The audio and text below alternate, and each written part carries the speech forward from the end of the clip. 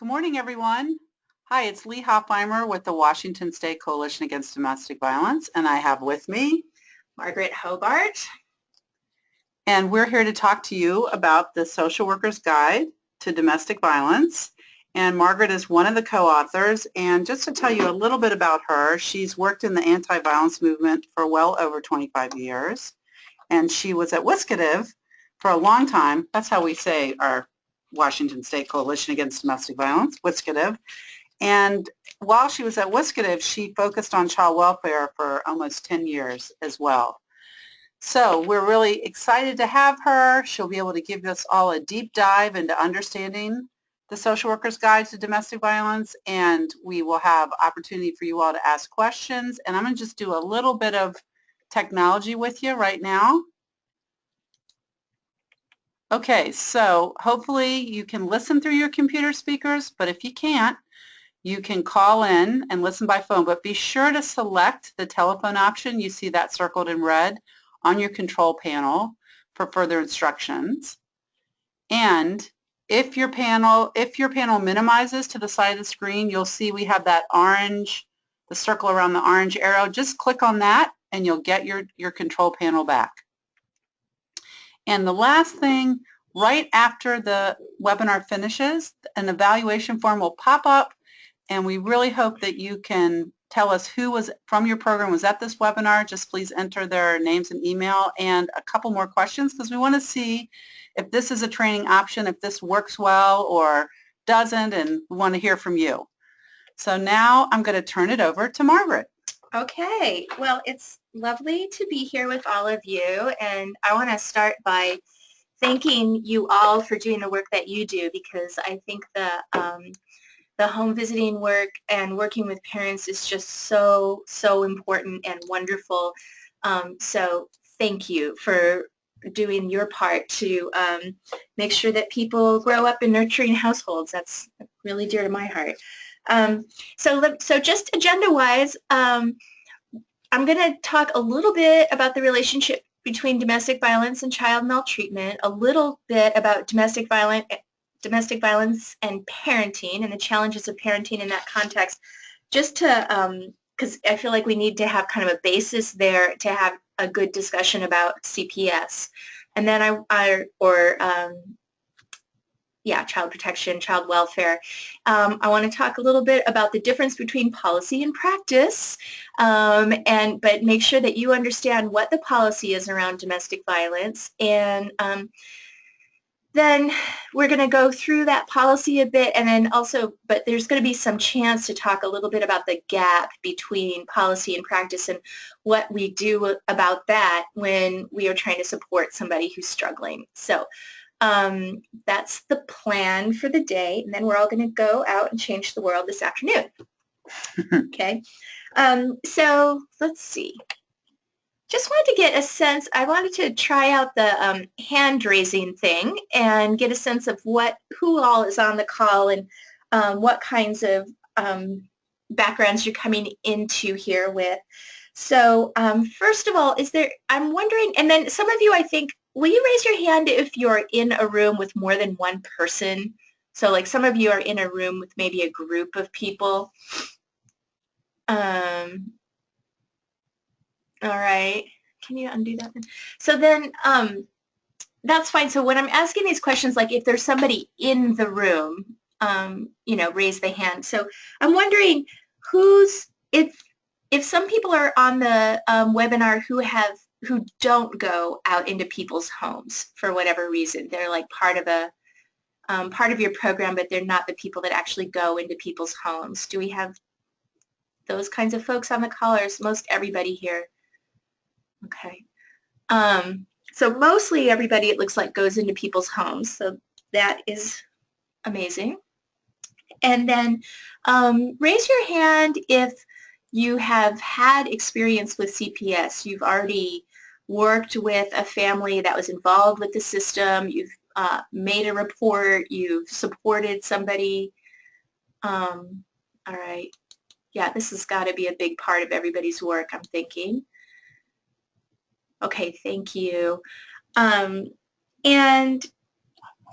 is there anybody, Are there people on the call who are former child welfare workers that in a prior life maybe worked for DCFS as a child welfare worker, as CPS investigator, something like that? A couple of you. Okay. Good to know. And then is there anybody on the call who was a domestic violence advocate in a former life?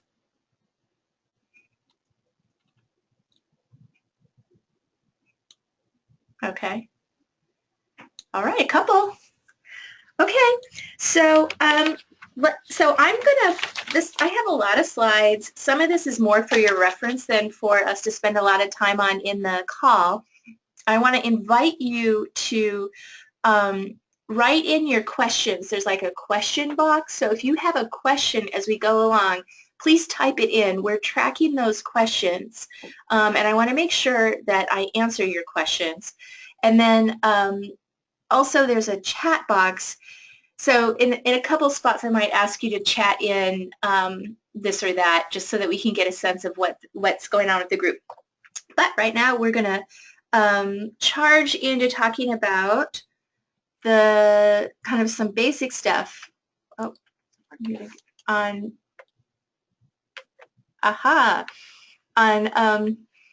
domestic violence and child maltreatment, domestic violence and parenting. So here's another one. Raise your hand if you've been to a WSCDIV training on domestic violence, like a webinar or one of Lee's fabulous one-day trainings for home visitors. I'm just trying to get a sense of how many people have sort of a DV 101 knowledge. Okay, it's really kind of a mix. A third. Yeah, maybe a third of you. All right, so good to know. So I'm going to go ahead and talk a little bit about some of these things. The thing about domestic violence and maltreatment, I think I have these kind of linked rings. Like we have to think about domestic violence and maltreatment is linked to domestic violence and parenting. Not all people who are in, not all families where there's domestic violence occurring have maltreatment occurring for the children. I mean, domestic violence is a stressor for parenting. It's not awesome, but it isn't the same thing as maltreatment. So we need to know a little bit about this thing about, you know, child abuse and neglect in the context of domestic violence. And I also want to say a few things about parenting in the context of domestic violence. And then the other things that are related but different are the policy regarding DV for the child welfare system, which is like the CPS, DCFS, and what is actually done in the field. So hopefully there's a lot of overlap there. In fact, sometimes we see there's just not an overlap between what people are doing and what their guide says. So I want to talk a little bit about that, what that can look like, and what we can do about it when we're trying to support people. Oh, there you go. So knowing when you have kind of an overview, you can help people. So this is a super quick overview. There's actually a whole bunch of citations that go with this. This is like a quick summary of some of the research around DV and child maltreatment. And so what we know is that there is a high rate of co-occurrence between domestic violence and child maltreatment. You really see that if you go and you study abused children, then you see there's a lot of DV in those families. If you go and you study domestic violence survivors and you start that way, then you find out that there's been a lot of, you know, child abuse or neglect in those homes. So however way you look at it, you're going to see the relationship, but it's not 100%. You know, it's someplace between, I mean, these studies show us a range. It depends on how the question is asked and who you're starting with. But, you know, about half the time in a domestic violence situation in these research studies, you see something that might qualify as child abuse and neglect. And, but what this doesn't tell you is who did that thing that qualified as the child abuse and neglect, like who was responsible for that. And I want to, you know, point out that in a lot of cases that is the abuser who is abusing both their partner and their child. or subjecting their child to really substandard situations. Way back in 2005, Washington DSHS did a study. Now, it seems like a long time ago, but I got to tell you, nothing much has changed. Like, there's no reason to believe this study is less accurate, except for DSHS has changed their vocabulary about how they qualify some things. But what they found was that while they only heard about domestic violence in 1 in 5 of the calls that they got on their, child abuse hotline, when they went out and when they accepted the case and then they went out and they started learning more, they found out that a lot of those cases involved domestic violence. So domestic violence wasn't the referring issue, but when they went out to try to figure out what's going on in this family, a lot of times domestic violence was a piece of the puzzle. And in high percentages of this, more than 4 out of 5 had at least one child removed from parental custody. That's a subset of cases. It's like the higher risk cases that were investigated, and in those cases, that's a really high rate of child removal. And there's different ways to interpret that stat. I mean, I think one way to look at that is to say that they didn't have a successful way to intervene without removing the child. They didn't, and they weren't well prepared to respond to the domestic violence in ways that provided alternatives to removing the child in those cases. So that is us. And I just want to totally acknowledge, I don't want kids growing up with domestic violence. Nobody does. It's not ideal. It's not good. People who are battered don't want their kids growing up witnessing or being impacted by domestic violence. And it is a serious thing. It isn't super, and a number of things happen where kids get harmed in these contexts. Sometimes they get physically harmed because they're trying to put themselves between the parents. So, another thing that happens is that they hear what's going on, they're aware that's what's going on, or they see what's going on. They're not physically harmed, but they're taking in the negativity of that domestic violence. And then another really problematic thing I think is very hard to see is that when the domestic violence offender, it just sucks up all the caring oxygen in the room, and is basically interferes with nurturing the children, and just results in caregiving that's so distracted and not really all the way present and thinking about the well-being of kids. So that can happen when people are living in a lot of fear. The possibilities here are very serious, and we need to pay attention because they have implications for kids. And generally, the more dangerous it is for the victim, the more dangerous it is for the kids. And one of the things to pay attention to is that unskillful institutional interventions, whether it's CPS or the police or somebody else, can actually make things worse. Like it's basically stirring the pot without turning down the flame, can make things worse and not better. So we want to be careful how we call institutions into people's lives. So the flip side of this, or like the kind of the balancing piece of information I want you to get, is that a lot of battered women are very good parents and are working very hard at their parenting and trying to compensate for the domestic violence in offering quality parenting. And I have this slide labeled as battered women because these studies focused on mothers. And so, we don't really have the kind of research of like, people like men in same-sex relationships who are parenting and battered, how their parenting is. We don't have that research. Or men who we are sure are victims of domestic violence, how they're parenting. We don't have that research, but we do have this research about battered mothers. And so what we see is a lot of women who are abused are working very hard to know how to parent well, and that when they are safer, their parenting capacity improves. And that's something almost any shelter advocate could tell you, is that you see people just when they're not so worried about their safety and violence and trying to keep that abuser from escalating, they have a lot more energy for parenting and they're able to do it a lot better. And the other like really key thing here is that the best, the most important resilience thing for kids is the consistent presence of a caring parent.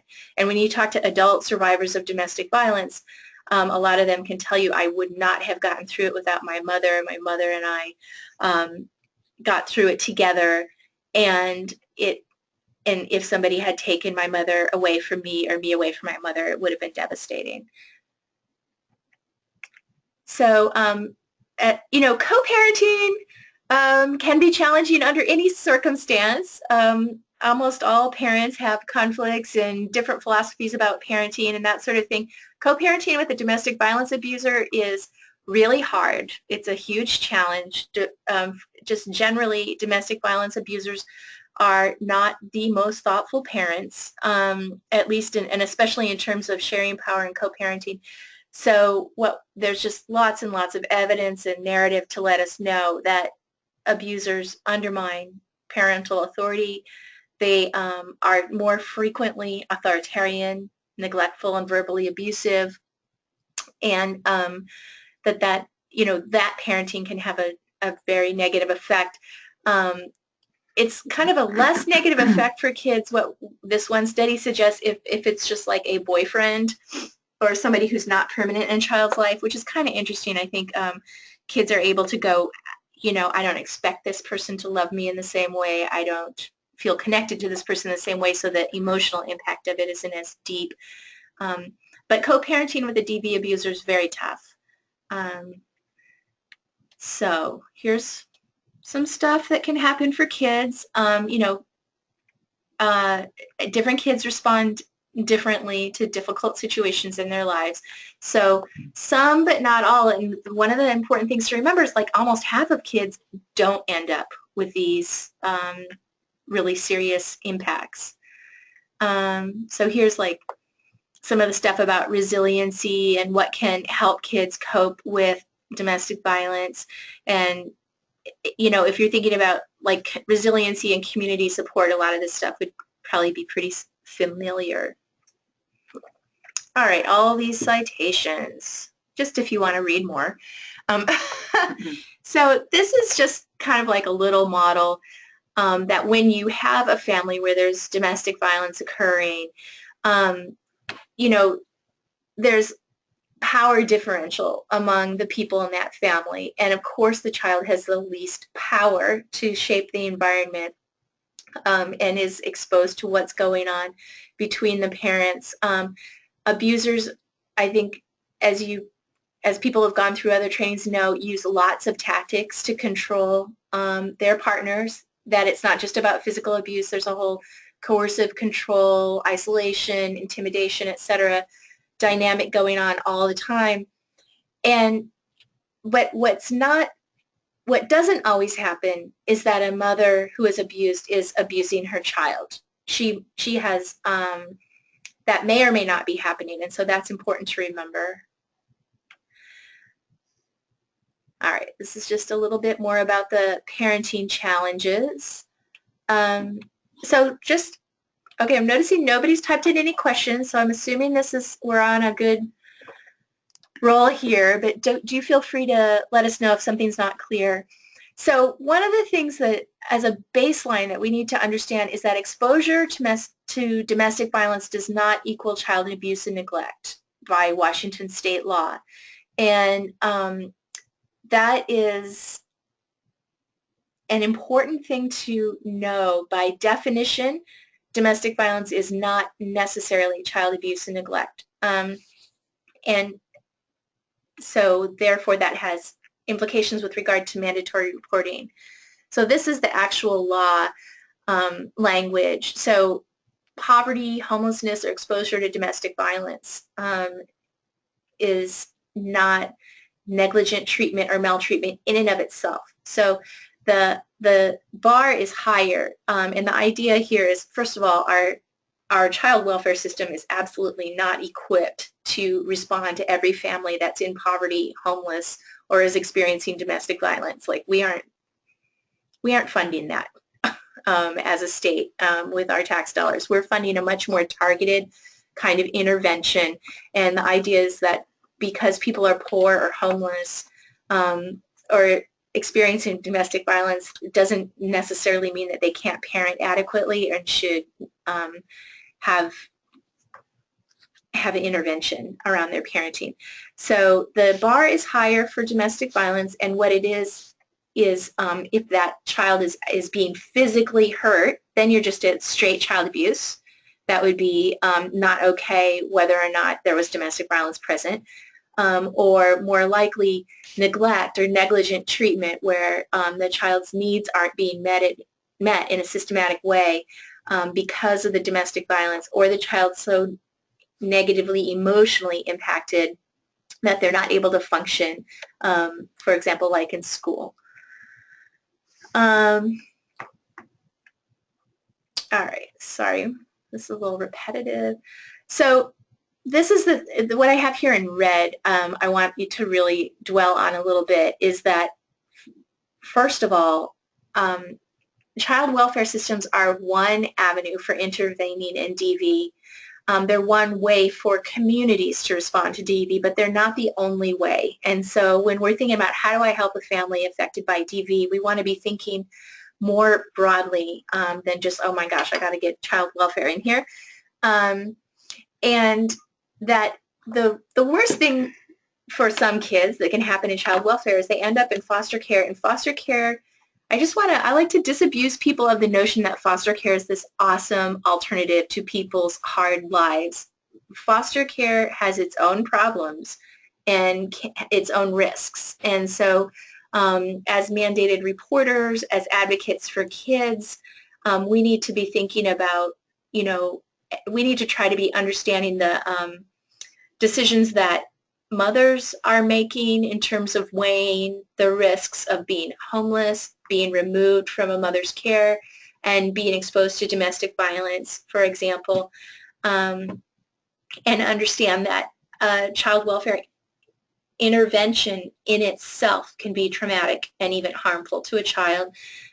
So, that's kind of like a caution. So this is why home visiting programs are just so important, because they provide a place for people to have support to think through what's going on in their lives and how it impacts their kids. So just a little side note to say, again, thank you for doing the work you're doing. I know you're encountering really complicated situations, and to keep in mind that it's very complicated for the survivors that you're trying to support too. Any questions about this in particular? Are we on board with this? Okay. All right. Okay. Now, I want to talk a little bit about some research that I helped, or a study that I helped do about mandatory reporting and how that impacts survivors' help seeking and well-being. What we did was a survey with the National Domestic Violence Hotline, and it's really amazing because they have thousands of people calling them every day. So in a short amount of time, you can survey quite a lot of people. And we did an online survey. They have a text or a chat feature. And so if you don't want to use the phone, you can chat with an advocate. And while you're waiting to chat with an advocate, there's an opportunity to take a little survey. And so we asked people, we were asking, one of the things we wanted to know is, just who's calling, but then one of the other things that we wanted to know was like, how are people feeling about mandatory reporting, and how that's impacting their outreach for help. So this is the report that was produced, and there's a link to it later in the handouts and in the PowerPoint. And it's a really great report, but and very straightforward about a lot of things. So we are interested in looking at what the LGBTQ, what proportion of people calling the hotline were LGBTQ, and how mandatory reporting was impacting those folks as well as everybody else. So we had over 3,000 responses. Found out about 20% were LGBTQ, and a lot of young people were using that chat advocacy as a way of getting advocacy as opposed to the phone. So that's just kind of like our breakdown on who we ended up surveying. But this is the thing I wanted to pay attention to here. Nearly about 1 in 10 people said that when they turned to somebody for help, that person reported what they said to some kind of authority figure. So that was that's a broad category. That might have been the police or child welfare. But 1 in 10 people had encountered somebody being like, well, I got to tell somebody else about this, whether or not you like it. And then we asked people, well, when that happened and the intervention happened, what kind of difference did it make? And, this is the thing that's so devastating is like half the people said it made my situation much worse. And then another 12% said it made it a little worse. And just only 3% of the people said having a intervention that came out of some kind of mandated reporting made their situation much better. So I think this is so not ambiguous as like something that lets us know that that might not be there. There must be better ways to do this. That those kinds of interventions aren't necessarily turning out well for people. So if it's just something to think about when we're thinking about our roles as mandated reporters. And this is, some people talking about some of the narratives that people gave us about how things got worse or why, and or how things got better in that small case. So, and this might be familiar to anybody that's worked with survivors who've tried to get help from institutions. Sometimes it works out better when you call the police, sometimes it doesn't. Sometimes it works out better when CPS gets involved. So then we ask people, have you avoided talking to somebody about your situation with domestic violence because you were afraid of the report, that there might be a report made? And about a third of the participants overall said, yes, I have avoided getting help because I was worried about what would happen with my information. And then a whole bunch of people, like 15% of the folks had been warned, like that, and this is like we do this in advocacy. You sit down and you say, okay, everything's confidential, but except for if you are, if your child's being harmed or you're planning to kill somebody, I'll have to report that. That kind of, here's the limit of the confidentiality. And so, that can be expressed more or less skillfully to an individual, and it makes sense that you might get that warning about the limits of confidentiality, but then how that impacts people, something we need to think about as advocates. So over half of those folks said that changed what they were willing to share. So basically they they edited their story because they didn't want to risk the intervention or having it being reported. And one of the things that was interesting to us about this is that people who with regard to LGBTQ folks, is that people who were trans or gender variant were more likely to get warned that if they said something it would be reported. People who were bisexual, sexually fluid also got those warnings more often. So there's maybe a little bit of implicit bias operating there as well. So this is what people do. They just minimize their experience. They edit. And it's hard to help people when you do not know all the things that are going on for them. So that's kind of a tension that we deal with when we're warning people that we might have to report certain things that they say, is that it's likely people will not be telling us everything that might be relevant.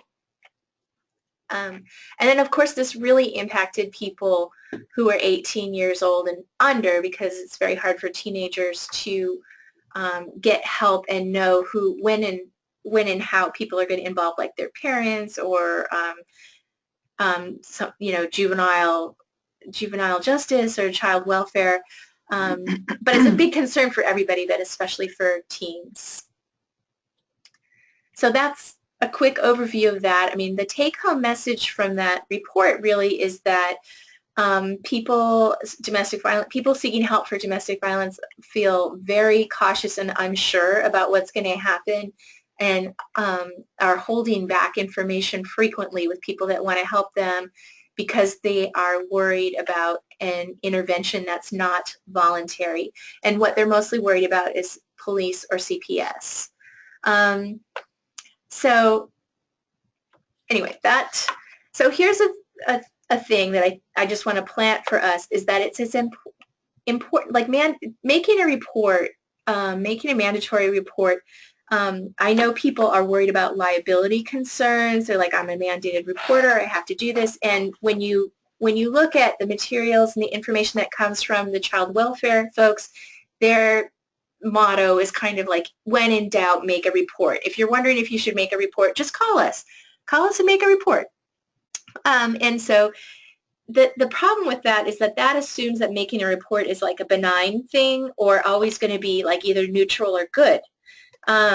Like, then we'll help, or then we'll do nothing. But that's actually not how it works. Like, the intervention itself, even having to say, well, I'm going to have to report that, all of that has an impact on the victim. And truthfully, the system simply isn't designed to intervene in every situation where things are kind of substandard. They are designed to figure out where things are really bad, and that mostly goes towards physical abuse or life-endangering negligence, and intervene there. They're just not funded to help all families function better. That's not what child welfare is. That's what you guys are. That's what family advocacy is.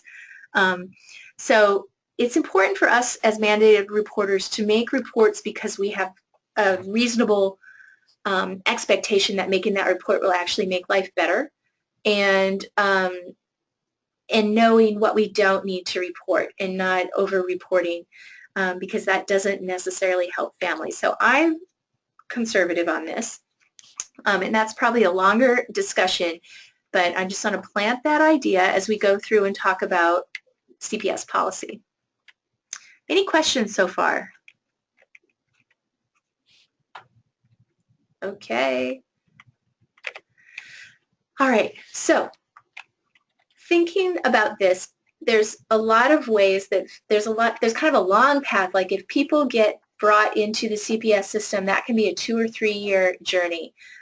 So you might encounter people at different places in this path. So like, on the one end, you might be in touch with people who've never had contact with CPS.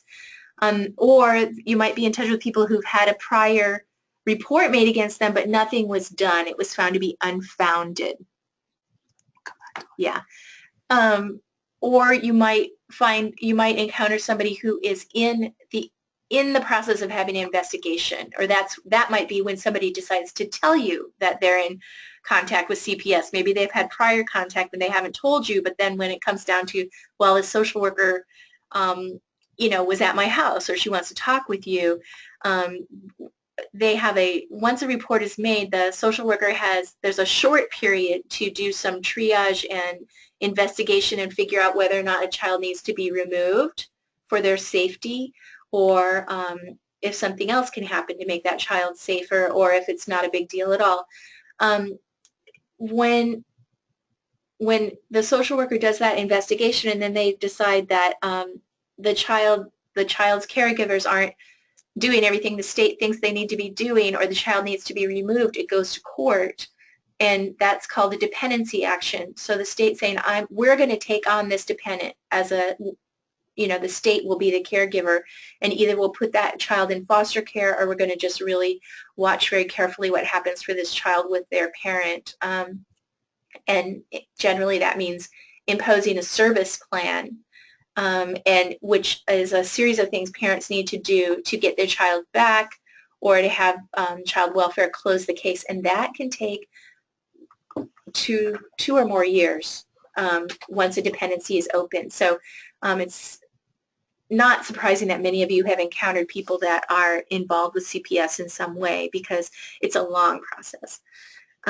So just to be aware, and that system has, I mean, this is highly simplified, there's all these other little paths, but that's more or less the path that a case takes if the state takes it on. And, you get the report, you get an investigation, there's a dependency action, then you have a service plan that gets monitored, and finally you go back to court and the case is closed, hopefully, or parental rights are terminated, some kind of endpoint.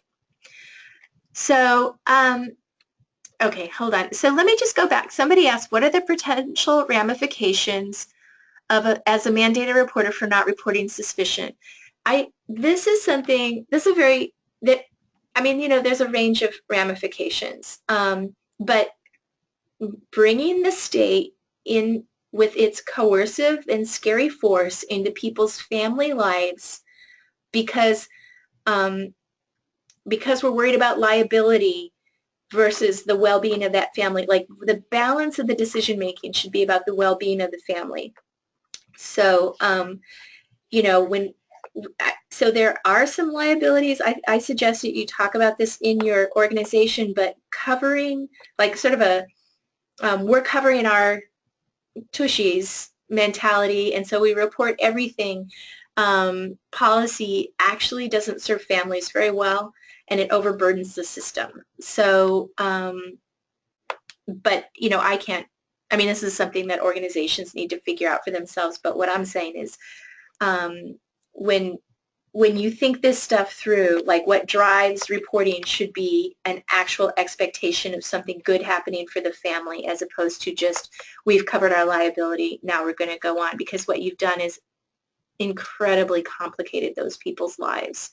And the processes that child welfare imposes on people don't always make sense. They're not always aligned with what people need, and they can be very difficult. So, and especially in cases of neglect as opposed to abuse. Like, they're really designed to deal with physical abuse, but there's a big fuzzy area where, like, neglect and poverty and just sort of substandard social skills all get mushed together, and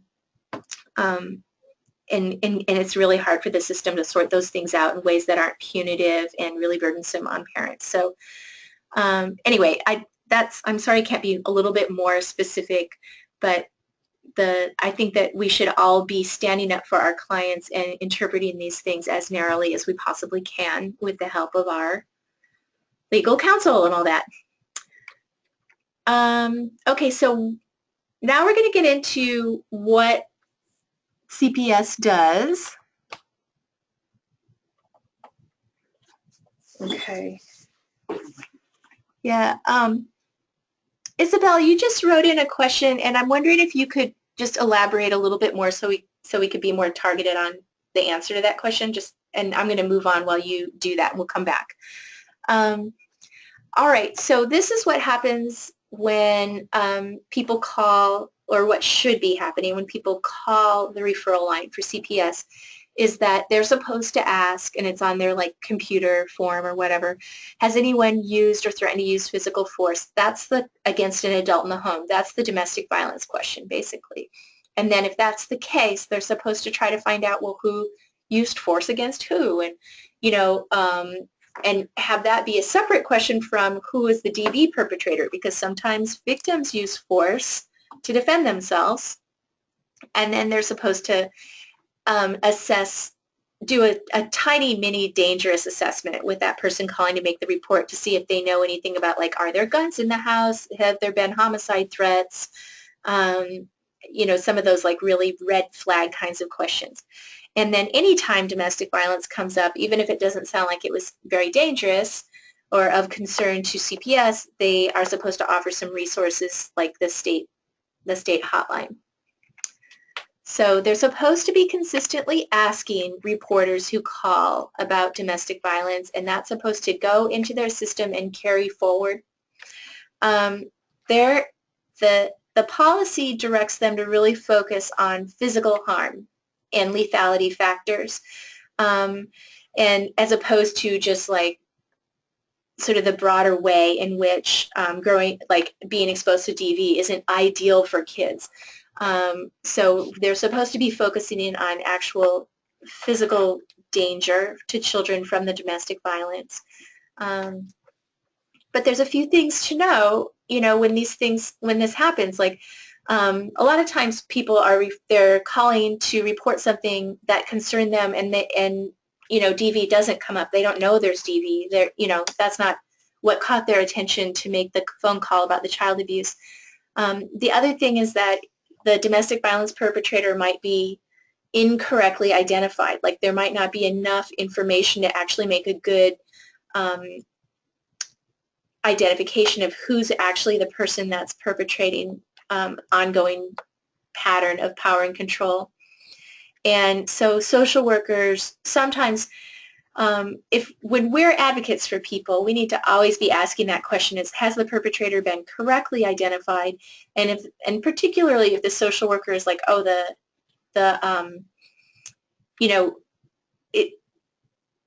if they're being driven by an initial report that was pretty sketchy and you think they've misidentified the perpetrator, you want to help them try to do that. Now, there's a whole bunch of research that shows that in heterosexual relationships, the vast majority of the time, if there's domestic violence, it's the male partner will be perpetrating that against their female partner.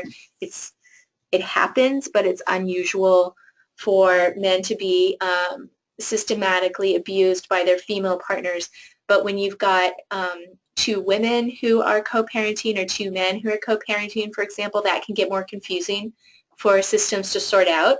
And sometimes male perpetrators will claim they're the victims of their female partners, and that needs to be sorted out. So we're not going to get into all of that here, but they can get it wrong at the child welfare level, and so it's just important to be thinking about what's going on and how have those labels been applied, and how does that kind of line up with what we know generally from research about the pattern of domestic violence. Okay. All right, so here's Isabel's question. All the families I work with are already involved with child welfare, and that is who my agency has a contract with. Okay.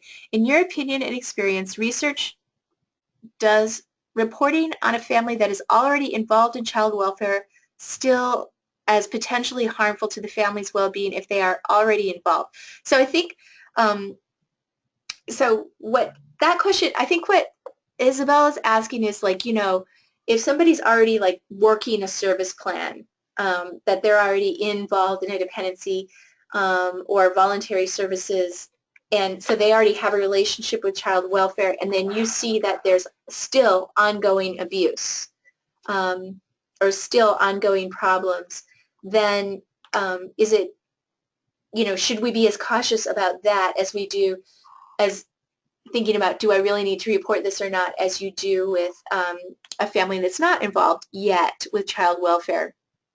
And about that, I would just say that is a complex question. Again, I'm not saying that people should ignore when children are actually harmed in ways that are, that are substantial, that are physical, and that are interfering with kids' ability to function in the world.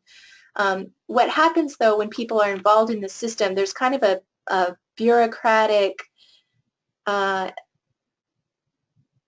is the word I'm looking for? There's just sort of a drive within a bureaucracy to keep justifying what you're doing, and it's very hard for the child welfare system, this is not unique. It's just a bureaucratic thing to kind of hit a stop button and say, actually, this family's not that different than than a lot of families in the community that we're not involved with. So once people are involved with child welfare, then their lives are under a lot of scrutiny by a lot of people. Sometimes that's very appropriate, but sometimes what I have seen is that then the child welfare worker, other people in that family's life brought in by the child welfare system are, talking about stuff that the family's doing that actually people down the street are doing, and it doesn't rise to that is like maybe not ideal, not how you would parent. But it actually, if it happened in isolation, you wouldn't report it to child welfare because it doesn't hit that standard. So suddenly people are like being criticized because they're like, the worst thing I saw was somebody who, the child welfare worker noted that the family, the mother fed the child Lunchables.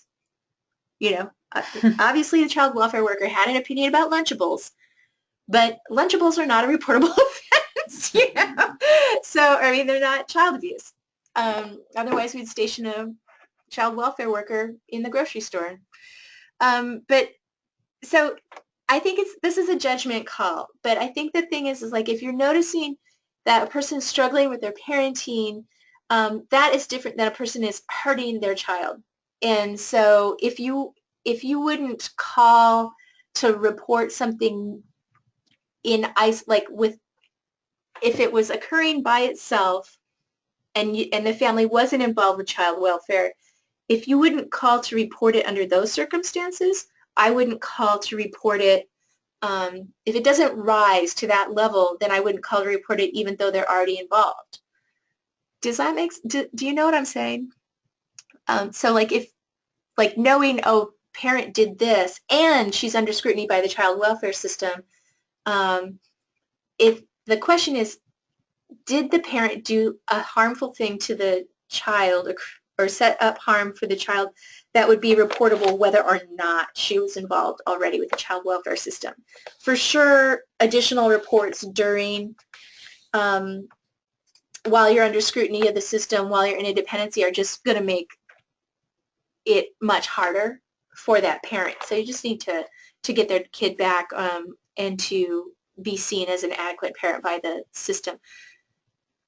I don't know, Isabel, let me know if that kind of hits your question. But I think the bottom line is if you wouldn't report it in isolation, then you shouldn't report it just because they're already involved. Thank you. Okay, so here's the thing.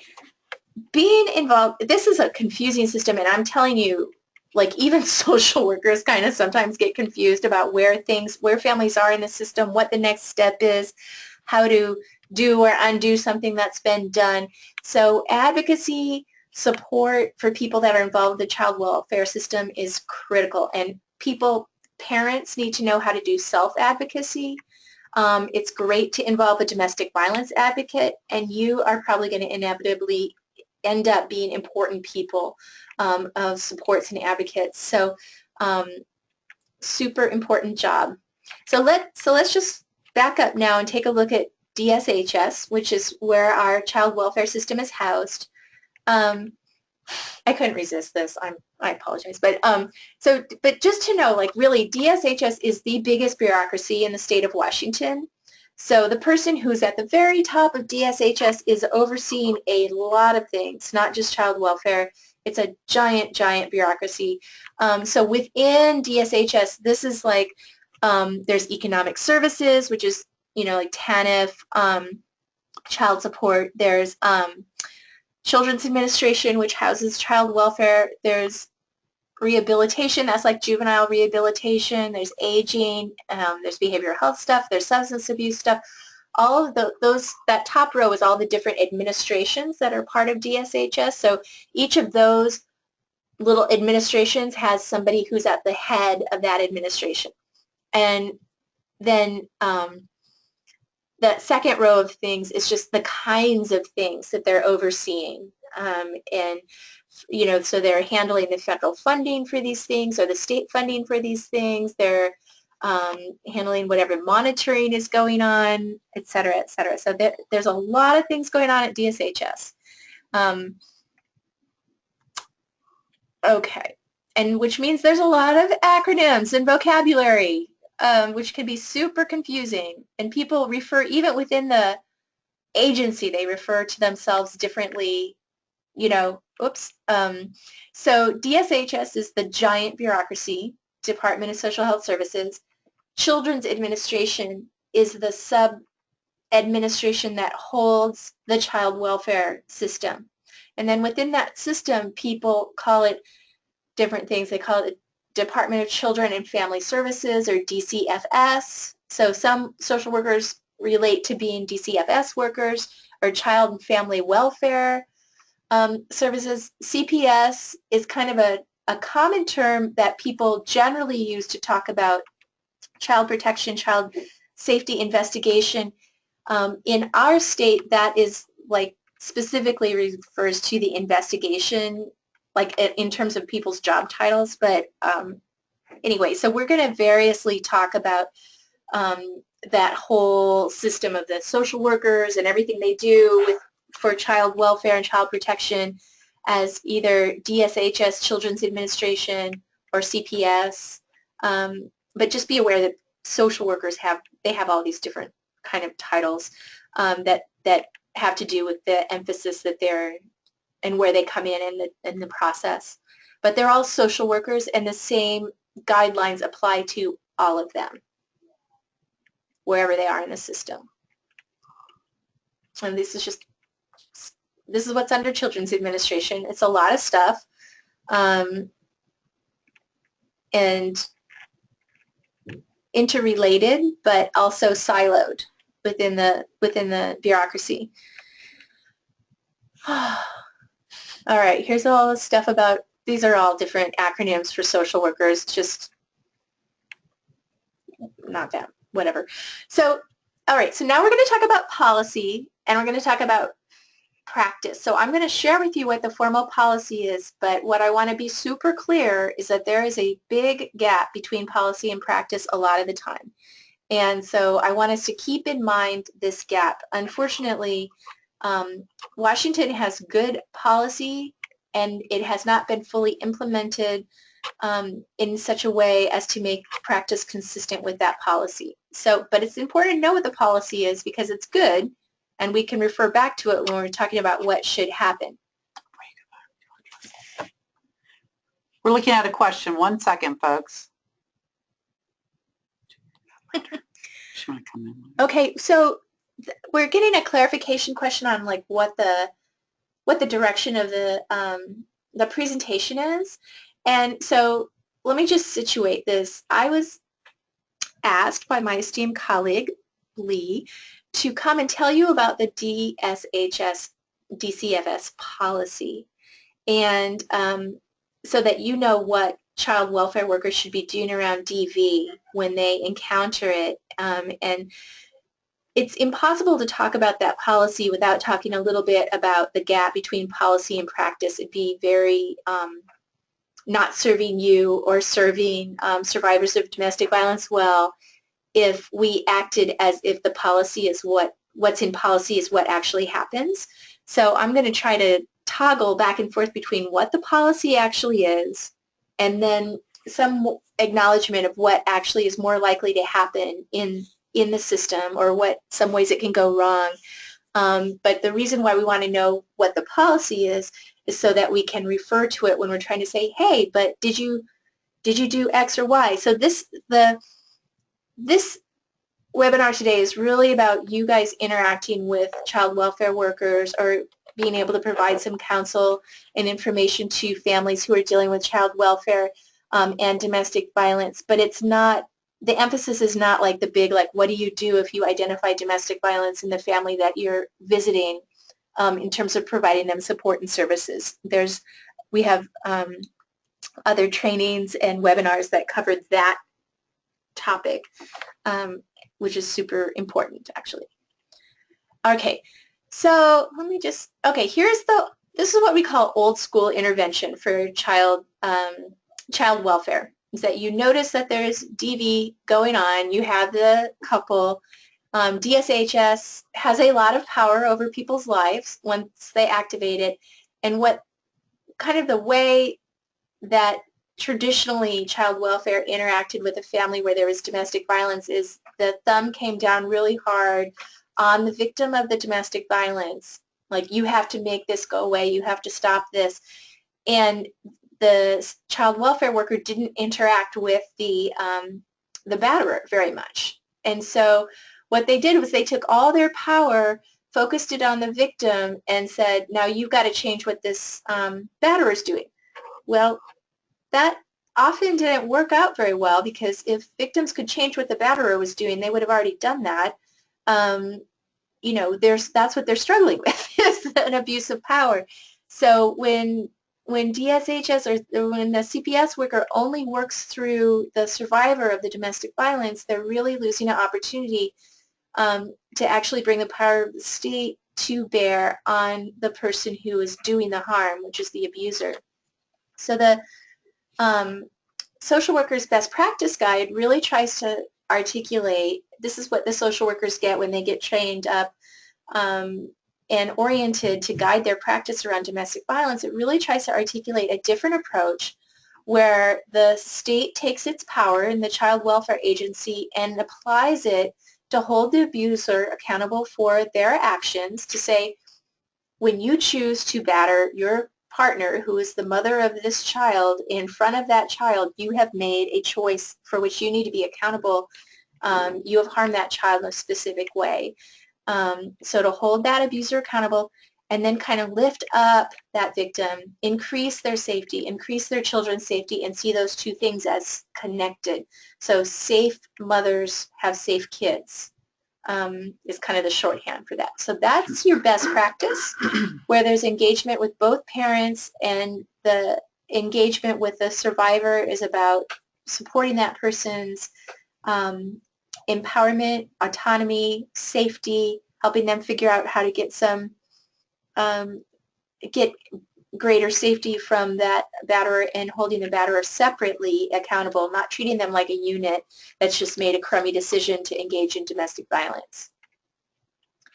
So this is the practice guide, and this is online in a PDF form, and we can send you the link to it.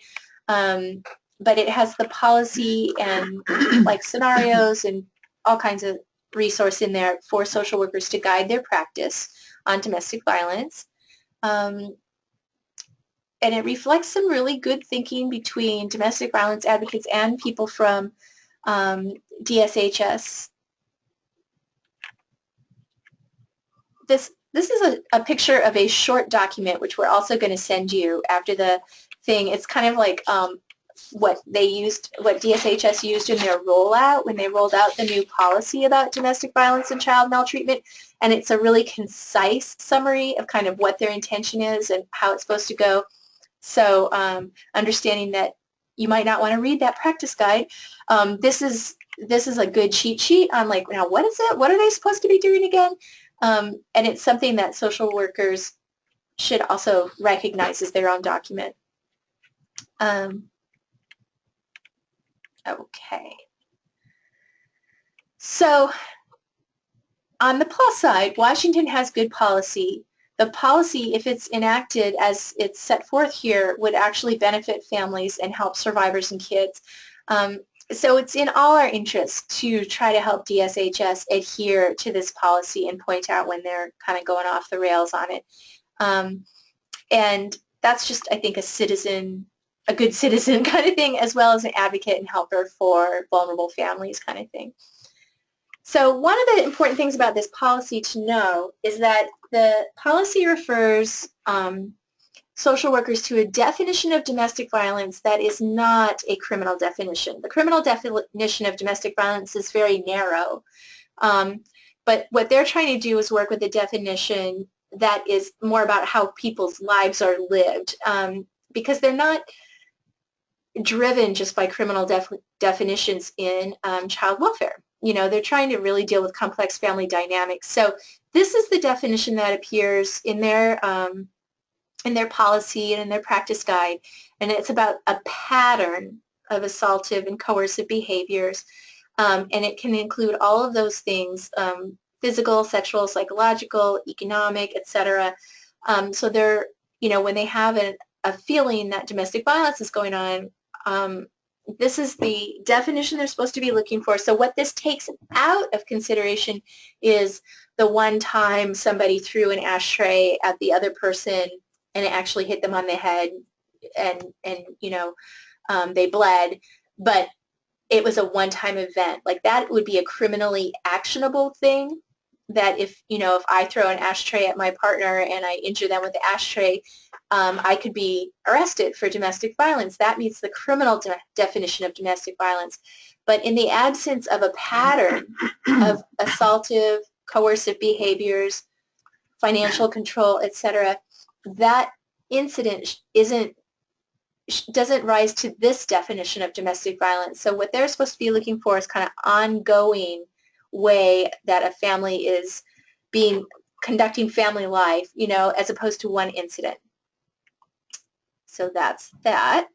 And then once they identify DV, the theory is that will really help them build safety for kids, because when you ignore it, then you're ignoring a really important dynamic in the home that has an impact on kids' safety. So the practice guide and their policy urges a really careful assessment of the domestic violence and understanding the way, not just is there domestic violence, yes or no, but what is the nature of the domestic violence, because it varies from family to family. Different abusers use different tactics, and what that means is you've got to have different kinds of interventions, or you have to be thinking about the individual tactics that are going on in that family if you're trying to build more safety. And that's all supposed to happen while keeping in mind, and their policy affirms this, that a nurturing relationship with a protective caregiver is key to kids' resiliency. So that's kind of supposed to signal to them, like, your first move isn't removal. From a legal point of view, the way this works is there's this federal concept called reasonable efforts, and also a state law echoes this, and it's you're supposed to make reasonable efforts to prevent or eliminate the need to remove a child. So that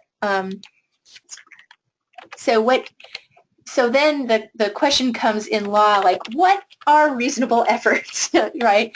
And so when in the policy, what the state does is set forth, this is our understanding of reasonable effort. So like, we're committing to this as this kind of legal framework that people have a right to when the state comes to interfere with their family, that we're going to screen consistently for DV. When we see that there's DV, so screening is just finding out, is there DV, yes or no? Then when we see that there's DV, we conduct a specialized assessment, and that assessment is supposed to consider a range of things, which includes the nature of the abuse and the tactics of control, the impact on the kids, impact on the adult victim, and a lethality assessment, and then also what are their protective factors. So that is what their assessment is supposed to cover once they find out that there's DV. And just some kind of counterintuitively, maybe for some of us and for some child welfare workers, in some cases, for example, a perpetrator can be very controlling. There's not maybe very minimum physical violence, but a lot of isolation and financial control, for example. And so in a case like that, then you really have to look at, like, what's the impact on the kids? Like, we can say this is not a healthy relationship, but 3-year-olds don't really notice financial control. They're like, so while the partner, the adult, may feel very constrained and sad and trapped, it's possible the kids are getting totally adequate parenting, and they're not coding that something unhealthy is going on in a relationship. So there's kind of getting a little subtlety about that, and paying attention to that nuance is important in understanding the impact on the children and their safety. Oh, can I have the... Yes, sorry. All right, and then what they're supposed to be doing also, this is part of their definition of reasonable efforts, is to increase children's safety by increasing the safety of the adult victim. So kind of like safe and together is what they should be aiming for with the adult victim and the children, and holding perpetrators accountable, both in documentation and case planning. So that means saying, like, that means sort of they have to say who actually committed the child abuse. For example, in their paperwork, they should be saying it's the perpetrator made the decision to engage in this violent behavior in front of the children, and that was traumatic for them, and that was the domestic violence abuser's choice. They're the adult that did that, and so they're the person who has the finding of child abuse. So this is what they're supposed to be doing. When social workers go out and talk to people in person, so they're following up on a phone call, they're supposed to go out and meet with the family. If there's domestic violence, they're supposed to meet with people separately. If they're meeting with parents together and they realize there's domestic violence, they're supposed to find a way to come back and do individual interviews to find out more about the domestic violence. And they have like an interview protocol to find out about the domestic violence, but it's not sort of like a survey on a computer where it's like yes and no questions. So it's supposed to happen in a conversational environment. And that's supposed to happen over and over again in some way, because what we know is that, things change, and DSHS is often involved in people's lives for 2 and 3 years. So, a person might be more ready to reveal that there's domestic violence down the line, or domestic violence might start happening and it wasn't happening before. So that process is an ongoing process. So that's kind of a standard for what they're supposed to be doing in terms of reasonable efforts, is watching for domestic violence, assessing when they find out about it, and then focusing on victim and child safety, perpetrator accountability. That's like your the big picture for them. And then this is also in the guide, that this is what they should be thinking about when they're constructing, like, okay, now what do you do? That you've noticed the domestic violence as a child welfare worker, how does this get reflected in a service plan? So they should be thinking about resilience, safety, bonds, and of course cultural appropriateness. So this is something for you to think about on these ones that say good to know, is that, like, say CPS is involved, or they're going to be coming. It's important if the social worker is asking about domestic violence for the survivor to say everything they've done to protect the children from harm, because that's something they're supposed to be attending to.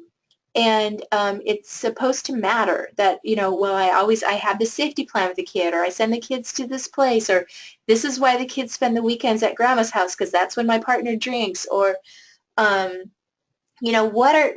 what kind of thoughtfulness has that mother or parent put into keeping their kids safe in the wake of this domestic violence, and making sure the social worker understands that can be important. So you can coach a parent that way. And also, if there's something that the parent thinks would help make them safer, like if I could only get back to, Georgia to live with my auntie, this would be over, then they should say it. They should tell the social worker, or like what, the real thing is that he needs substance abuse counseling, he needs an inpatient program, or what, to try to find out what the survivor knows about what they think would make them safer, and bring that to the social worker's attention, see if they can help with that.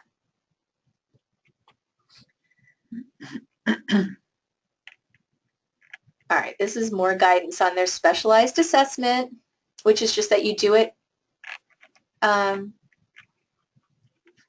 they're supposed to understand about the DV whether or not domestic violence is the key issue. So they might be there because mom's substance abusing, but then they find out mom is being abused. But that abuse might not really be the thing they're most worried about, but they still need to understand what the nature is of the domestic violence. Okay, now this is a place where practice sometimes really doesn't fit with policy, is workers don't necessarily do this specialized DV assessment. It's very detailed, and it's a pretty substantial conversation, and it's kind of delineated out in their manual. And what happens is, what you find out is that social workers, they found out a little bit about tactics, maybe they find out that the kids were crying or upset when the police showed up, but they haven't asked about they haven't done a detailed conversation with the survivor about like, well, what are your strengths? How have you protected these kids? How are you helping them build resilience? So they haven't found anything out about the parents' strengths, or they haven't found out about some of the other forms of control that the perpetrators using that are preventing the survivor from doing everything they want her to do. So you can ask a social worker when they're telling you, well, you know, there's domestic violence or whatever, you can say, have you done the specialized assessment and the specialized DV assessment? And they should know what that is. And then it has those 5 elements, like the tactics, the impact on the victim, protective factors, lethality, and yikes, just blank it out on that last one. But anyway, there's 5 parts to it that they're supposed to be doing. Let's see. I'm sorry. Anyway, and so if they're missing knowledge, you know, you can encourage them to make up that knowledge by going back and kind of revisiting the assessment. For example, you know, like if mom has chronic back pain because the perpetrator throws her around all the time, like that's an impact of the abuse on the victim. And that in itself might then impact her propensity to use drugs or alcohol, or her capacity to pick up and carry her toddler around and do the kind of parenting that's necessary for toddlers, where you can't really give them a command from a distance. You have to be right there. And so, you know, if there's chronic back pain and it's traceable to domestic violence, to be able to be clear, like that's something that is coming from the abuser doing that to the partner, and you know, so that when we're looking at what this person is doing or not doing in terms of parenting that we don't think is so great, that we're putting in the context of being injured by an abuser.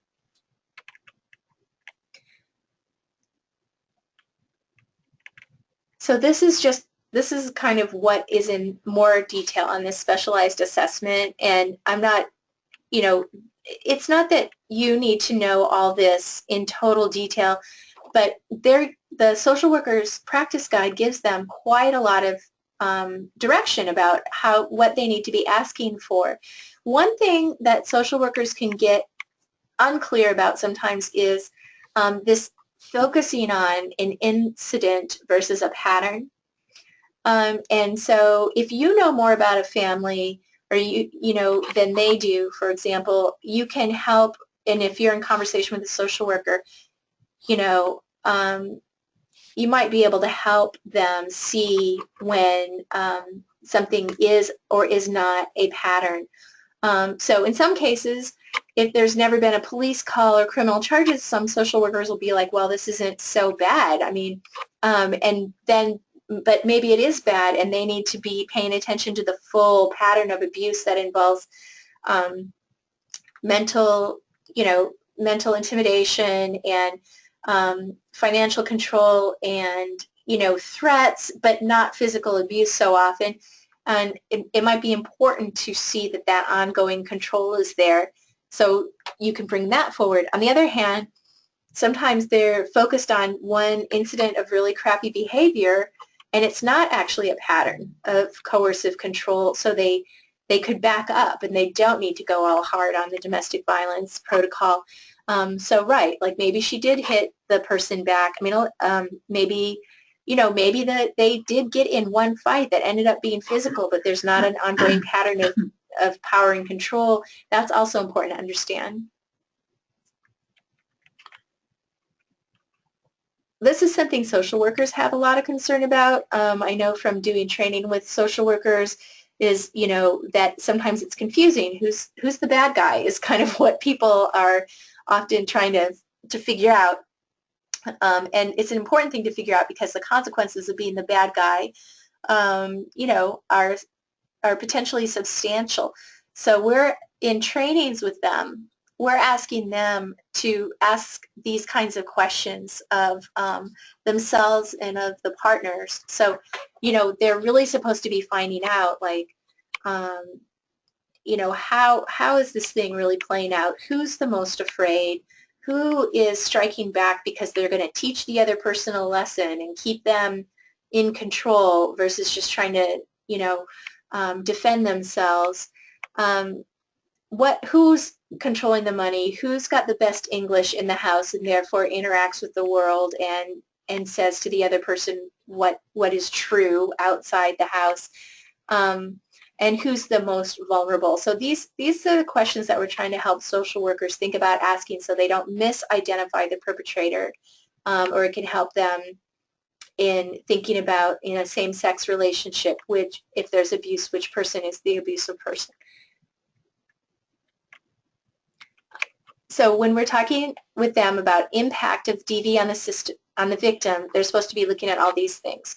So for example, and what we're trying to do and what the practice guide goes for is trying to get them to see like, yeah, it might be true that this person hasn't kept a job for the last 3 years, this mother. It might be true that this mother is, losing her housing, but how, and, superficially it looks like they're irresponsible, but how does the domestic violence play into that? And what the reason that we're trying to get that kind of line of thinking going on is partly to help alleviate victim blaming and seeing the victim as just a mess of a person who can't get her life together, but instead to more deliberately and carefully connect the dots between the choices the abuser's making and the impacts that's having on the family. So for example, a family who's getting kicked out of their apartment because the abuser keeps showing up in violation of a restraining order and the landlord doesn't like that,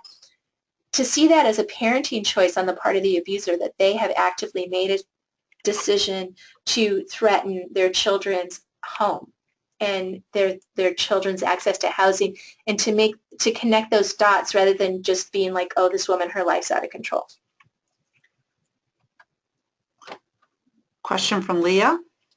So Leah asks, in our experience, there are times when the social worker is not receptive to information that we may think is important to share about a family that could potentially help DSHS in their work. How would you address that? Yeah. I mean, I've seen that play out different ways too with social workers. It depends. I mean, if you're, I'm not sure what kind of information you're thinking about that you're trying to offer, but if this is why it's like around the domestic violence, it's helpful to actually know what their policy is, because, and to ask that question, have you done the DV assessment? And to even say, can we look at the outline of the DV assessment and just like, because I know, if you have your client's permission or you're doing it with the client, of course, I'm not going into the giant thing about release of information here, but you don't want to be overstepping your bounds and taking over your client's life without their permission. But say you have a conversation with your client, you say, I think it might help if I talk to the social worker. I don't know if she knows this and this and this. Would it be okay with you if I talk to her about that? And your client says yes, and then you go and you try to tell the social worker about it, and they're like, yeah, busy, not into it. Referencing how that information might fit into this domestic violence assessment, and just saying like, I understand you're supposed to do a specialized DV assessment, and one piece of that is the impact of the domestic violence on the victim, and this kind of falls under that. I want to let you know, blah, blah, blah. To put it in the framework that they've been given can be helpful. There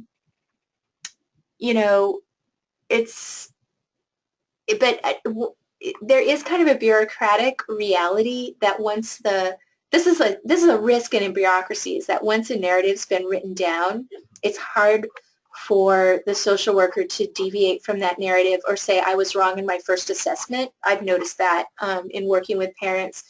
And so, I was advocating for this woman over like a 2-3 year period, and every time there was a shared planning meeting, the social workers went and reiterated their first take on the situation. That's how they started every meeting, even though they had so much more information, down the line. They weren't really integrating it to change their narrative from the beginning, or to say, now we see this differently, or once we pulled that guy's criminal records, we could see how this was a realistic fear or whatever. So it can be tough trying to give social workers information that doesn't match up with their idea of what's happening. But I encourage you when you're trying to do that to use this framework that they're supposed to be using. And that's why it's so important for advocates to know their policy. I hope that's helpful. Another question. Okay, my understanding is if it's new, reportable information, it's important to call the hotline so there's a record of the concern even when there is an assigned social worker. Okay, so this is going back to like when do you have to make a report as a mandatory reporter?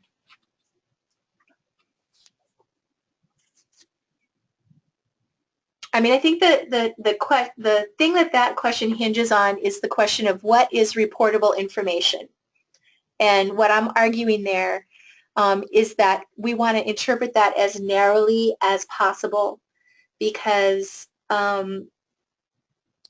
it doesn't, like just reporting every kind of substandard thing that a family is doing doesn't actually end up helping that family necessarily. I mean, if there's something to say that would actually be really important for DSHS to know so they could more effectively help the family, then I would, and you're working with that family, I would encourage you to help the victim call and say, you know, and offer that information up themselves, like, you know, I relapsed and I need more support, or my partner broke into the house last night and did X, Y, and Z, and I need more, you know, I need help and make a specific kind of help.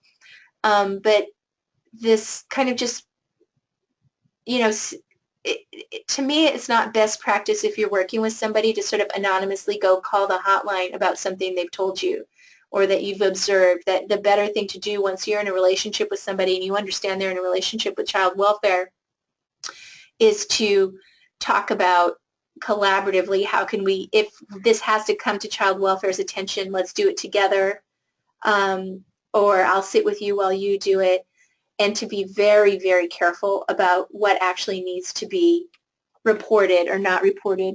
I was doing another training in this is in another state, but a domestic violence advocate told me that their director wanted them to call child welfare because a woman showed up in a cab without a car seat and to the shelter. So she had fled her home and showed up in the shelter with her toddler, and the toddler wasn't in a car seat in the cab, and the director's urge was, okay, we've got to cover our tushies and report this, that this was a potentially dangerous thing for the child, and, you know, call a hotline. And it's just like, that is, you know, when that is happening, things are out of control. You know what I mean? Like, that doesn't make sense. So as mandatory reporters, our major drive should be, you know, is there actual danger here to the child that really gets to a level of what's reportable? And, you know, how is this going to benefit the client? How can I do this in a way that makes the most sense and is the most empowering and dignifying of the person that I'm working with if I do feel like I have to make a report? The coalition has a how to make a child abuse report like handout. Maybe we could send that out. On our website. Yeah. It's on the website. Yeah. But Mm-hmm. it's about kind of trying to approach that in an empowering way. You know, I think what I'm saying, I think, is a little bit swimming upstream, but I think the general notion out there in social service land is report everything. And what we're starting to say is this isn't actually working well for the system or working well for families. As an advocate, I'm saying that.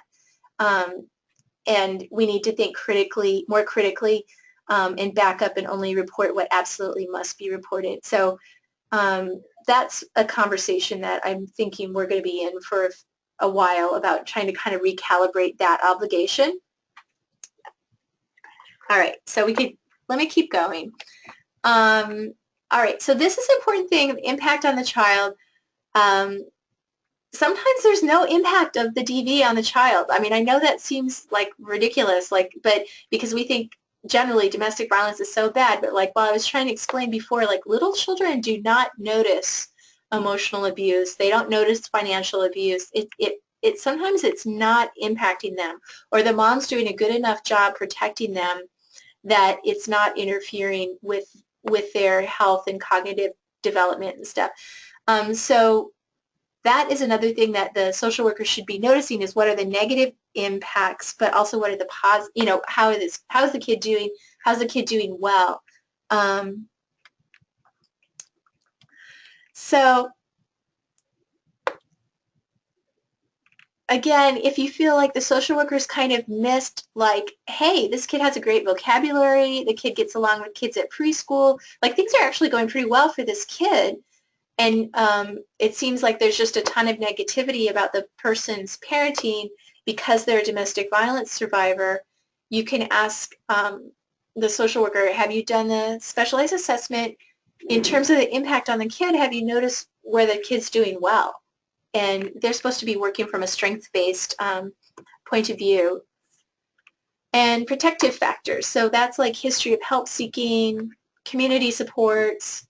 A protective factor for a DV perpetrator would be their willingness to take responsibility, change their behavior. You don't always see that, but that would indicate, like if a social worker said, look, so-and-so, you're not able to live peacefully with your partner right now. You need to develop some skills. And so the best thing for you to do would be to move out so that you're not subjecting your family to this. And the perpetrator was like, you're right, this is not who I want to be. I'm going to go live with my parents and go to perpetrator treatment and really try to turn this thing around.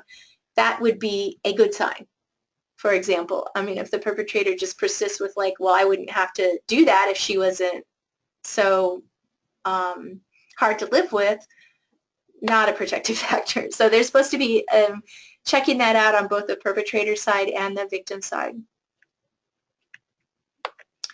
And then finally, this lethality assessment. And there's just a few questions. They're just trying to get them to pay attention to, you know, some of the big red flags that we know indicate that the level of violence is like, this is not average domestic violence. This is super dangerous domestic violence. So if the perpetrator's threatening suicide, they're actually at higher risk to also kill other people.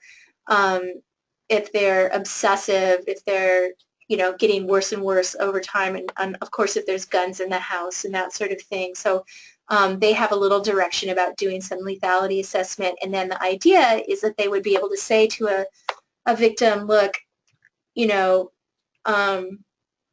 this is kind of beyond the pale, what's happening in your relationship, and you might feel like a lot of people have bad relationships or a lot of people have some domestic violence in their relationship. That might be true in your world, but in your relationship with this guy with a gun, threatening suicide, threatening to kill you now and then, that's like super, super concerning. And to try to educate the victim about like what's kind of different here, and then also take the appropriate steps as the child welfare worker in terms of the safety plan for the kids. So these are all kinds of questions that after social workers have gotten all that information, they have to figure out. So one of, you know, did somebody abuse or neglect the kids? Who did that? Is there a parent that can take care of the kids like safely and keep them safe? Can we make a plan to keep children safe? Like they're supposed to sort of try to figure out, okay, identify like, okay, this child, for example, was left unsupervised, and that was the safety concern, is that they were unsupervised for too long. Can we give this parent help with more supervision? Will they step up to the supervision? Is there a neighbor or a family member that can step up to do that supervision? And then we're satisfied the child will be safe and we can leave them in the home. If they can't resolve a safety threat, so in a DV case, it might be like this abuser is in the home, and we just think that person's very dangerous and it's bad for the kids, and the survivor is saying, I can't get him out of the house, that's a safe, and I can't leave, I won't leave, or whatever, then they have a safety threat to the children that they need to resolve. And so that they can resolve that by trying to help a survivor get out of the house, ordering the abuser out of the house, or removing the kids. So if they're going to remove the kids, how fast does that have to happen, and where are they going to go? And their first choice is to look at family, then friends, then foster care. And that has to run through a court. So they're making a lot of decisions in like a 3-day period in serious cases. And then that's how people get into having a service plan, is that you go to the court, the social workers at court, the parents at court, and then they're like, you could maybe get your kids back if you go to parenting classes, if you get your drug and alcohol urinalysis screening weekly, etc. So that's a service plan. Now, really, a service plan, sometimes it just feels like a punishment to parents. Does that sound familiar? Have you ever worked with a parent? Raise your hand if you've worked with a parent who felt like their service plan was sort of more of a punishment plan rather than actually getting them the things that they needed to do what they needed to do to be better parents. A few of you, yeah, good. So, okay, it's good. I mean, I'm kind of happy to see that there's not more hands up. Because the idea of the service plan is that it's actually supposed to be targeted to, what does this family really need? Let's get them what they really need so that they can address the safety issues. But kind of what can happen is, and this is sort of old school intervention, is like, okay, you're a DV survivor. Okay, so this is what we do with DV survivors. We do weekly drug and alcohol testing. We send you to parenting class. And there's just kind of like a set of things to do that may or may not actually help that survivor get safer or address loosening up the abuser's power and control. And so one of the things that we try to suggest to social workers as domestic violence advocates is that sometimes the service plan, it really should be about bringing resources to the survivor. So, for example, how about you help her change the locks on her house? That would be a service. That would be really useful. Or how about you, now this survivor has a child that's pretty hard to control because they're traumatized and acting out, so let's get her the right kind of parenting support. Or, what does that survivor need, and what resource can you bring to bear to increase her safety? So there's a lot of suggestions in the practice guide about what service plans can look like for both survivors and perpetrators. I need the mouse.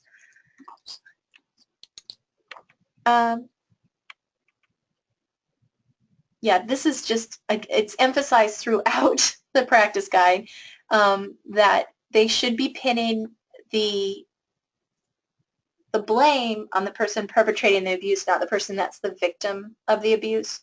So what we're trying to do is move away from a sort of failure to protect model where the setup is like, well, you got battered in front of your kids, seeing you be battered is bad for your kids, therefore you failed to protect your kids from seeing you being battered, and like the perpetrator is sort of invisible as a responsible party in that kind of a framework.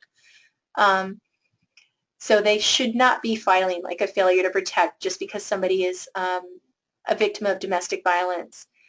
So these are the guidelines that they are asked to follow, and sort of on a framework level for social workers over and over again through their policy.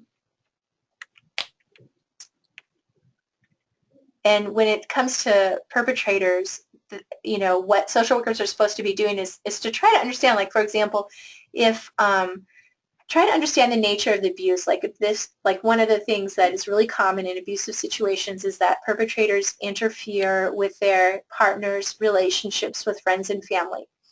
And that might be a real key. So maybe actually what they end up doing is getting the family to agree, like, The survivor will call her mom once a week, and her mom's a good source of parenting advice and support, and survivor will call her once a week. That's part of her service plan. And that, you know, she will get her own cell phone so she can make phone calls, you know, or like get a separate cell phone account so that the abuser isn't monitoring all her phone calls. So like what could happen that would lessen the abuser's control and that person's ability to punish the survivor for reaching out to friends and family. And so like an agreement that an abuser might make is, I'm going to get, you know, separate these phone bills. So I'm not looking at the calls that my partner is making, for example. That would be a very specific kind of intervention to a specific kind of tactic of abuse.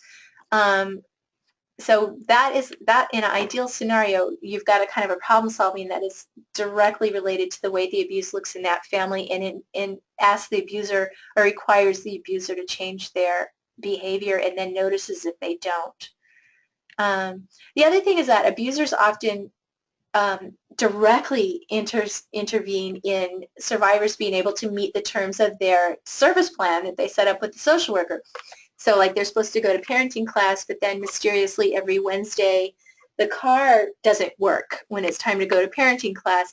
So, or the abuser doesn't show up to watch the kids while the survivor goes to parenting class.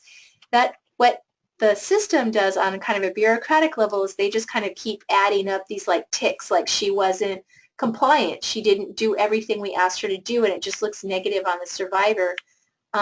So if you find, and then that becomes like a problem separate from whether or not the kids are safe. So it's like, well, she skipped her, you know, she skipped her parenting group meeting, she skipped her one-on-one meeting with a parenting coach, or et cetera, to try to back up and say, let's look at how the abuser's choices impacted her capacity to do that, and not just see it as an individual failure of the survivor can be a helpful thing to do. If you're in a conversation with a social worker and you feel like they're kind of, you know, not really attending to increasing the safety for the survivor, here's a few kinds of questions or things that you can ask. They are supposed to actively be thinking about decreasing the abuser's control. So you can ask about that. What have you done? What can you do? What are your ideas other than just she has to kick him out? What are your ideas to increase the safety? And that should be more creative than just she should go to shelter, because as we all know, shelter is short-term. And what happens is people give up their long-term housing to go to shelter short-term, and then they end up not having any place to go once they have to leave the shelter. So like the other question is, can we make this housing that she's in now safer if she's trying to get this abuser out of her life? Or can somebody come and live with them that would be a respected person that the abuser would be less likely to be abusive in front of? Or what can they do to help that survivor get safer?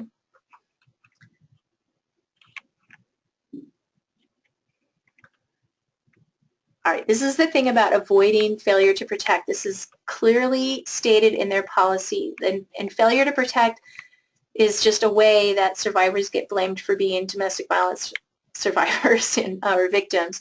But that, so this should not happen, that a person is just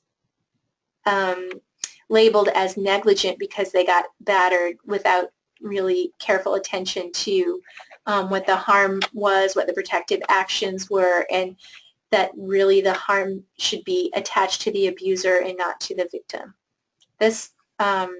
So if you're finding that the system's coming really hard down on a survivor based on that person being a domestic violence survivor and not really much else, referring to this part of the policy can be helpful. And then these are a couple other guidelines in their policy. This is quoted verbatim out of the policy. Is like what we're trying to get away from is just removing kids from caring parents who can parent adequately because of domestic violence or because of, you know, a combination of factors that could actually be addressed so that person could parent their children with some support.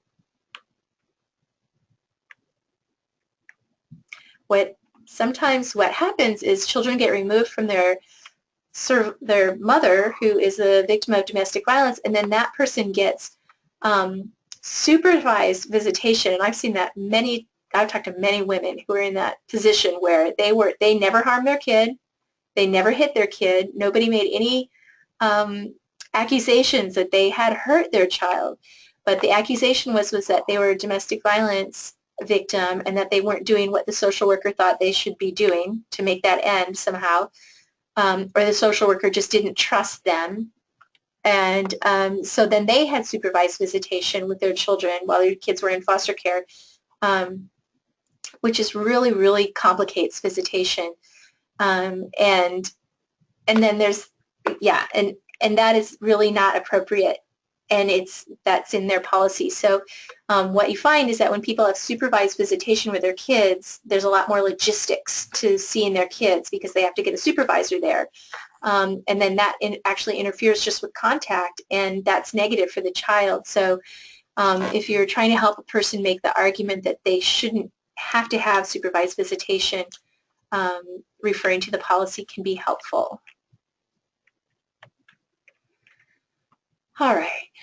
So just as a little survey, now that we've kind of gone through the big points of the policy, I mean, can you think of times where what's been going on for a family hasn't really lined up with this policy around the domestic violence?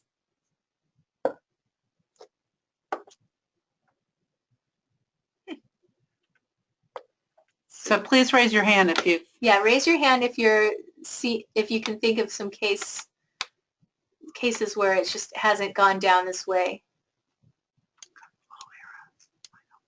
Huh? Little arrows at the top. All right. So, I mean, I'm seeing some hands here. Not as many as one might think. So, I mean, it could be that this is getting better and better implementation. I really don't know. But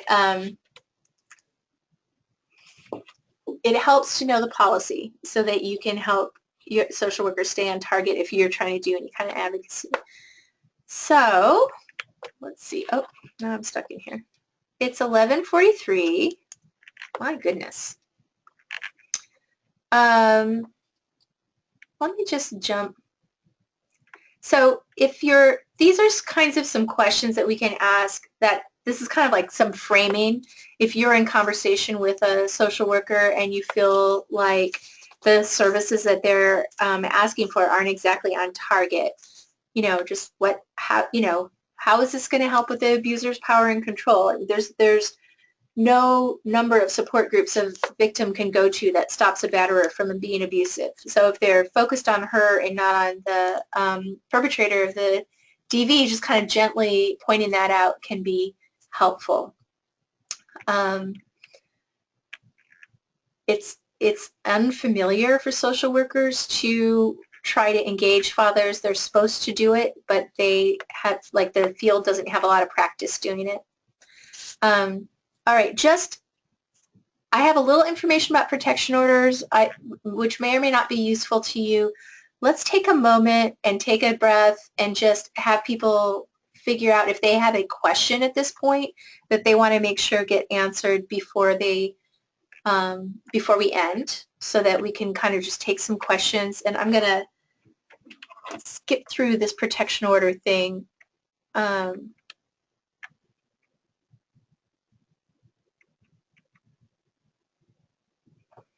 So go ahead and take this moment to type in any questions you might have.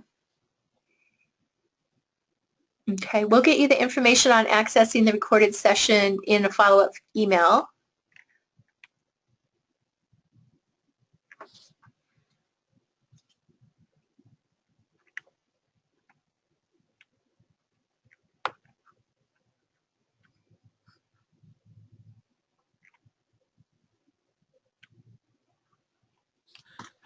Okay. I don't know how closely y'all end up working with social workers, but Do you believe that protect them?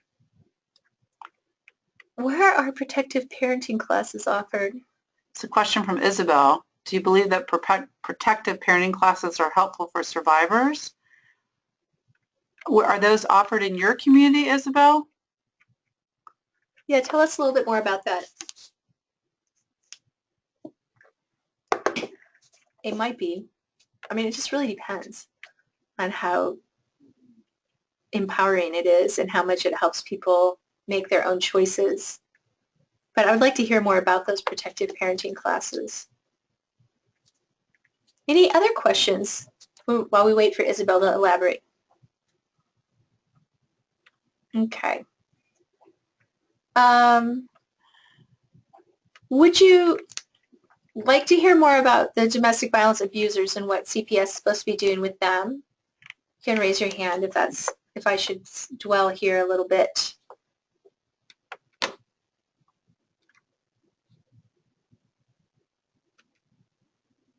I can't do that with my left hand. Like a couple. All right. So there's there's people here. Yeah. So part of the Bush years really was a real effort to increase attention to fathers in the child welfare system. So I think that is something that we have seen grow over the years is hopefully some more and better engagement. When sometimes what happens is when the child welfare folks talk about father engagement, they kind of go off into this kind of forgetful place where they forget that sometimes fathers are dangerous to children's other parents, you know. So we want them to engage fathers and engage with people who are abusing their partners as fathers. So to be saying like, hey, you know, did you know that your kids are going to remember this about you? Is this how you want them to remember you? And you would be a better father if you weren't abusing this kid's other parent. But so that is supposed to be a conversation they're having with DV abusers who are fathers. But they're also instructed to have a case plan for those people and not just ignore them. Even if they're not the biological father, if they're in a caregiver capacity, they should be engaged. And to be asking them in their follow-up visits with that person, how are you supporting the other person's parenting? And they should also be documenting, is this person taking responsibility for the abuse? Are they still, and its effects, or are they still trying to avoid responsibility for that? And, you know, like a lot of times, domestic violence abusers will be asked by CPS to go to perpetrator treatment, and they were trying to, their policy and practice guide tries to make a distinction between being compliant, like with going to all the meetings at perpetrator treatment, and changing behavior. So like you don't, you know, sort of graduate from perpetrator treatment with perfect attendance and then have that just sort of be conceptually the same as now you're not a batterer anymore, because those two things are separate. So not just looking at compliance, but also looking at changes in behavior. So we had two questions, Margaret, but I want to ask you one question. Has it been a shift to have focus on perpetrators when they're not the biological father?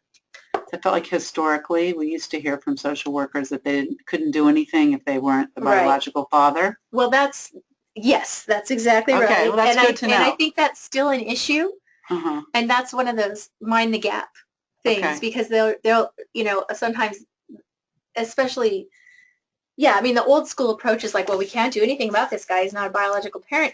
It's like, actually, you have some choices here. But we don't always have that person. But so sometimes social workers need help thinking that through. So we had two questions. We had Isabel elaborated, and then we had another question. So I'll give you a chance to read them real quick. So, so about the protective parent classes, Isabel says, what topics should be covered in these classes to be helpful, and their community provides protective parenting classes, and it's one of the many services that a survivor is expected to complete. I have to admit, this is a little new to me. I have not heard about protective parenting classes. I mean, I think So, you know, what I would really suggest is sort of asking a DV advocate from the local program to sit in on one of those classes and to collaborate. Um, you know, I could see that it might be useful if it's not just victim blaming. If it's just more like you're a bad mom because you're battered, then I don't think that's probably going to be helpful. But that might be a kind of thing where some good collaborative work with domestic violence advocates could really help create something that would be helpful or validate what's happening. And then somebody else says, I appreciate your caution when talking about mandated reporting. Thank you. For those of us who supervise folks, I find I err on the side of caution when training, meaning I encourage staff to trust their gut, and if in doubt, make a report. How can I ensure I am training staff properly about when to report? Okay, so I mean, that is such a good question, and I understand the pressure of it as a supervisor and, you know, as mandated reporter in the field. So I think one of the things we have to do is really go back and do our homework and get back to the legal language that we are responding to and not the mythology or common knowledge or just that's what we always do about the language, but to actually try to back up, look at the actual language of the law in each of our organizations, and then talk with each other and perhaps a lawyer, maybe a lawyer who has worked as an attorney general or a lawyer who's worked as a defense lawyer for parents in the CPS system, somebody who knows that law, and really try to get specific about, I mean, about what, what that threshold is. So like just kind of in regular everyday language, what we should not be reporting crappy parenting. We should be making a distinction between the situation of poverty and the situation of neglect. And so what really what child abuse protection services are set up for is to help children whose parents are cruel, actively harming them physically, sexually assaulting them, and or just completely incapable of taking care of them. So like literally, not feeding them and that sort of thing. But it's, but there's a lot of stuff that hurts me to see a person do to a child where I'm just like, oh, please don't do that, or it makes me mad. It's crappy parenting, and there's no other way around it, but it's not child abuse. And that's the thing that we have to make sure that we're really not doing, because if if the if the system came in and really, like, if we really cared about actually helping people parent, we would, and bringing up parenting standards as a whole for the country, you know what I mean, or for a community, we wouldn't do it through the tools of CPS. We'd actually do it through you guys, like through home visitors and community supports that parents trust and go to for help. So anyway, yeah, I mean, I think it's a conversation that has to happen within agencies, but I do really, really, really encourage you to go back and read the actual law that makes us mandated reporters and what it says, and try to interpret it as narrowly as possible, knowing, and to not fall into the idea that it's like your choice is between a benign or neutral or good intervention and not reporting. I mean, reporting, the intervention itself can be damaging. It does make people's lives harder. And so we only want to ignite that if it's actually necessary and going to be helpful. All right. Let's see. We've got about 5 minutes. Yeah. Margaret, is there anything you want to summarize with or close on? Can I have a... Oh, yeah. It's not that.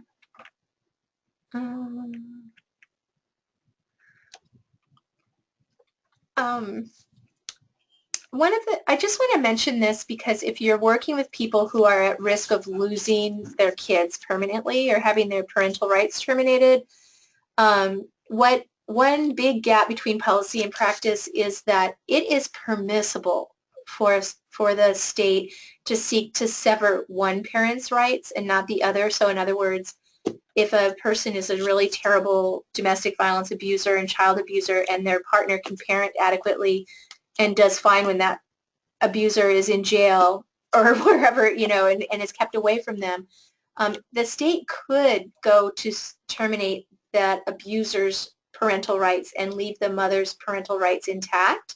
They rarely do it that way. So a lot of times what happens is if you are a survivor and you have the bad luck of having a child with somebody who's just a very out of control, violent person, no matter what you do, the state is, if they think that person's going to keep negatively impacting that kid's life, the state kind of approaches parental termination as like 2 up or 2 down, like both parents in or out.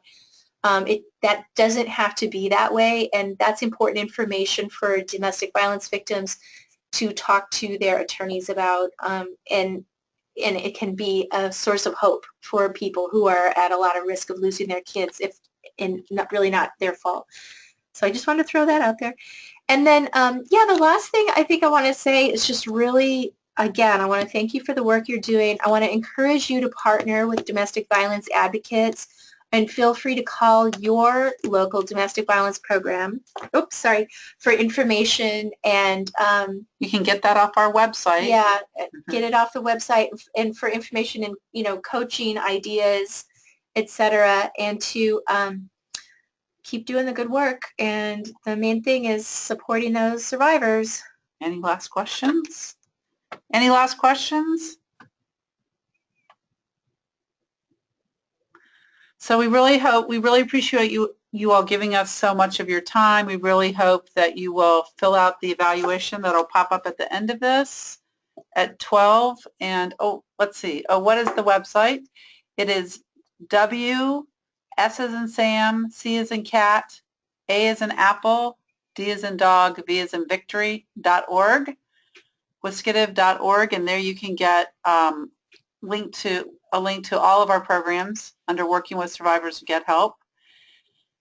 Thank you. And then we're going to be following up with links to the social workers practice guide, that short summary, and the report I talked about earlier about the impact of mandatory reporting on help seeking by DV survivors. How to access our session. We are not doing certificates, but if you need me to verify that you participated, you can send me an email with whoever you want me to direct it to, and I'd be happy to do that. My email is my first name, Leigh, Leigh, at wiscative, WSCADV.org. So happy to do that for you, Leah. And again, Isabel, if you can email me your comments if you'd like, if you can't stay around for the survey. Thank you. Yeah, so please email me if you need that verification. I'll need you to email me, again, Leigh, Leigh, at WSCADV.org. Thank you, everybody. Have a good day. Thank you, Margaret. Thank you.